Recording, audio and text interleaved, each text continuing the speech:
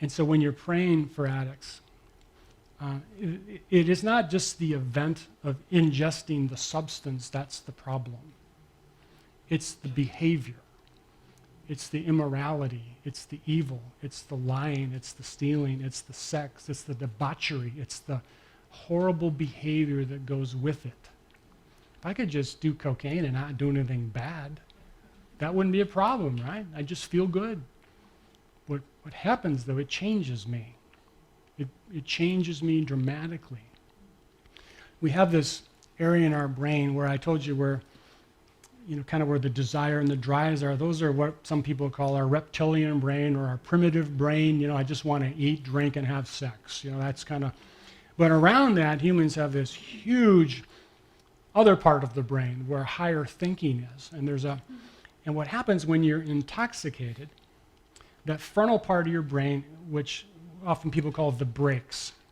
So I may be driving down, 95 and some, 24-year-old in a red convertible Mercedes cuts me off. And in my primitive brain, I go, I'm going to kill him. I'm going to run up and I'm going to ram him into that bridge. I have these, these primitive fantasies, and I still do. None of you men ever have that? But then my frontal lobe says, no, you can't do that. That wouldn't be nice. That wouldn't be Christian. And besides, you'd get caught, But if I've had 10 beers and that thought occurs to me, that frontal part goes to sleep. That brakes says, go for it. And jokingly, I say, if things that in your life that are absolutely no become maybe, and the maybes in your life become yeses when you're intoxicated. Your no's become maybes, and your maybes become yeses, and you got a whole lot of guilt and a whole lot of shame, because when you're intoxicated, you don't have the brakes you normally have to restrain yourself. That's why God gave us this big, huge brain. And so the prefrontal areas and the frontal lobe areas where our higher thinking is, our morality, our judgment, and our brakes. And when those things become impaired, we do stupid things, and people get hurt. And that's the end of that neurobiological pathway, they call it the mesolimbic dopaminergic pathway that ends in the frontal lobe. And so that brakes don't necessarily work when you first quit drinking, so it takes time for the brain to heal. Neural pathways of reward and pleasure become like a Grand Canyon in your brain. You remember these things. Which brings me to pornography, and I want to spend the last couple minutes on that. Pornography is now everywhere. Research studies with pastors, and like 8 years ago showed that 50% of the pastors surveyed said that they had looked at pornography in the last 30 days. 50% of the pastors. What hope is there for the rest of us? And it is everywhere. It's like food now. I mean, you just can't look and not be provoked. It is visually worse for men than women. Men when a man sees a pornographic image, there's a neural biological process called mirroring. And so a man looking at a still picture of a Playboy will arouse you, but looking at a high definition video, you don't observe pornography, you participate in pornography. It becomes first person for them. They're in it. They become fully aroused and can climax within minutes just by observing pornography. Now, God gave us sex as a real important gift to be used under the covenant of marriage.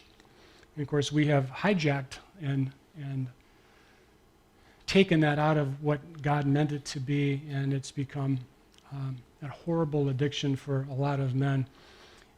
So when that neural pathway is provoked through dopamine, testosterone, and then actually really heroin, I mean your endogenous opioids, that's the last end of the chain in the reward system. So pornography fires up my dopamine, fires up my testosterone. My dopamine releases in huge volumes, and it gives me a bolus dose of morphine to the pleasure center of my brain, and nothing for a man is similar to that experience. Think of all the stresses in life we have, and I don't want to be graphic here, but the instant a man climaxes, he is at most calm and rest than he'll ever be in his entire life, right? That's why men just go, ah. They just lay there because they're at peace, you know? And that's a desirable thing, and God gave us that gift to be enjoyed with a spouse. But now, because of pornography, men are just absolutely in this trap and in this snare, and it's very hard for them to resist that, because where can I look on television or media or drive down the road and not be provoked by some sexual image? It's very, very difficult. So pornography is kind of the new plague, in my opinion, and the secular world doesn't care about it. It's no big deal. But as Christians, I think this is something the church is going to have to deal with, and I really believe that what we can do in prayer ministry is probably the only thing that works for it. It is evil, it is demonic, and it needs to be cut free, and it needs to be released, and it needs a lot of attention to this. And there's no easy answer, and we don't have any good studies in academia or science about what is really working well. I think it's a spiritual problem more than anything. And there's no drug we can give you, although there is a researcher out of Rutgers University, get this, she is recommending, for male impotence, low T, she's recommending that men look at pornography. Because it works. It will increase your testosterone level. You look at porn, your testosterone level will increase.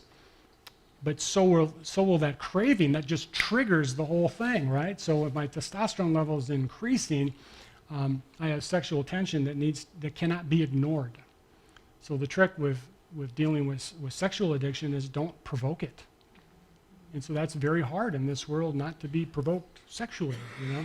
So you're gonna hear more and more about this, and actually I've been talking to Francis and Judith and the people here about an addiction ministry where we would really focus on this and train, you know, prayer ministers and people like me who can come into churches and say, let's tackle this thing, let's have a group, let's deal with it, talk about it, but more importantly, let's pray about this thing, let's cut this thing loose. And so please keep that in your prayers. I'm really excited about that, but the enemy doesn't want us to do this. I'm very convinced. I have a quick little video I want to show you if I